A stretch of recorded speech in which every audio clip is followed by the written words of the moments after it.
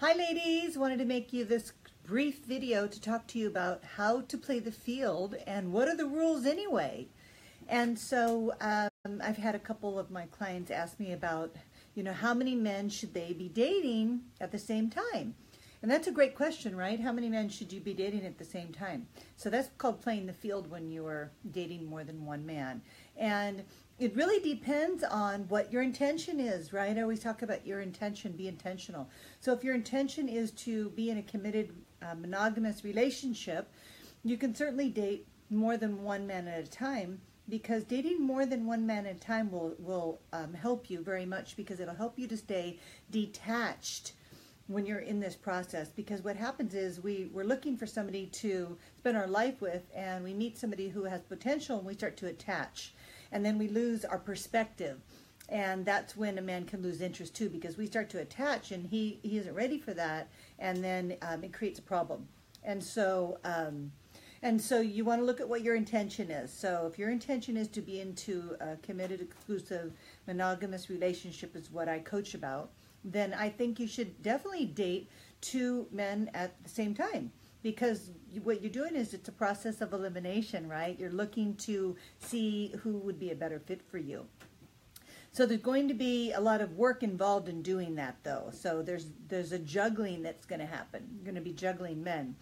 So it's important to be honest about what you're doing, but I don't feel that it's important, and it's actually critical that you don't share with the other man any details about the other men you're dating. So if you are dating two men and he asks you if you're seeing somebody else, what I recommend that you say is, while you're smiling, you say, "I'm dating," just like that. Don't give him any more information. He's going to be like, "You're dating, does that mean you're seeing other people?" Say, "Well, I'm dating."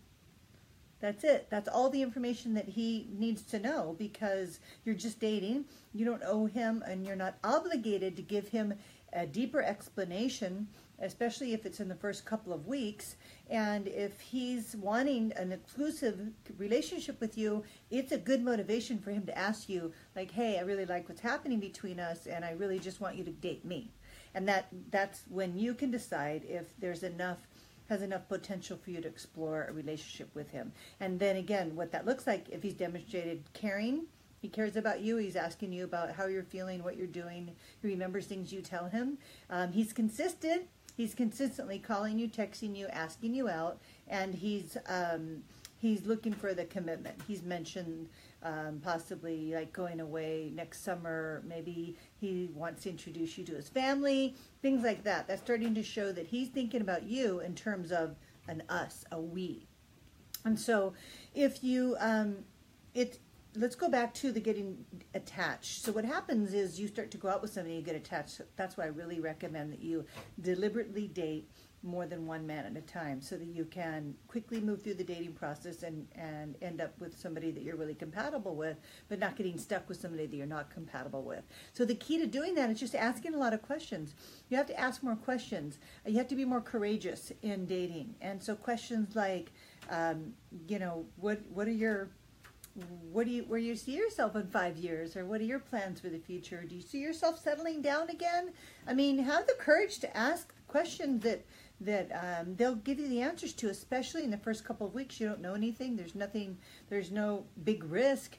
It feels like an emotional risk because we all are afraid of being rejected. But if you don't even know this man that well, and you're dating, and you want to find the one, you have to take these risks, these emotional risks, because it's interesting, especially in the beginning. If you ask all these questions, you'll get answers, because there's no emotional charge. You don't have this big emotional charge around him yet, because you don't know him. It's easier to ask questions in the beginning. So really, really recommend that. And the more questions you ask, the more answers you'll get, and then make sure that when he asks you questions, you're asking him the same questions back. When he asks you a question, say, "Well, what about you?" And then ask him that question back.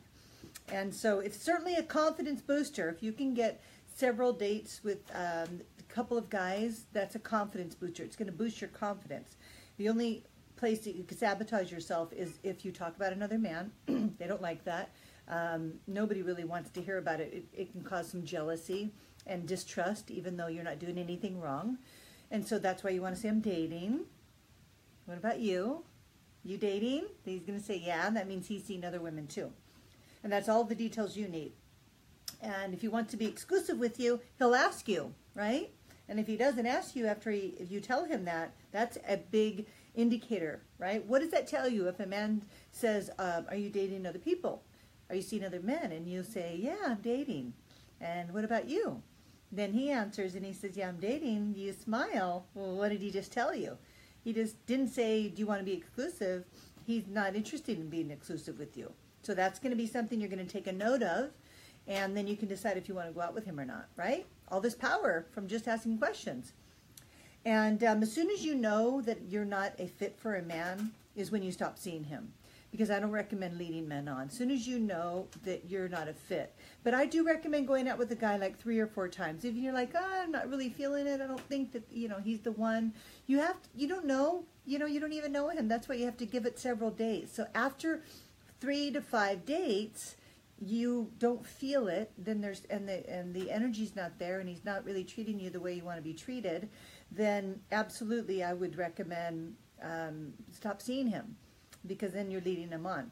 So I think deliberate dating is great because you can learn a lot from the dating process, but it's not a game, and you don't want to get into games. You just want to be authentic and honest and in your integrity, and just tell a little bit of your truth and see how it's received, and then you tell a little bit more. That's the boundaries in dating. And you want to keep dating 2 guys at once helps you with your perspective, right? One guy does something, the other guy does something else, and you're like, wow, these guys are both very different, but they're giving me a lot of perspective, and they're helping you to refine through the contrast of what it is that you really want. So keep dating.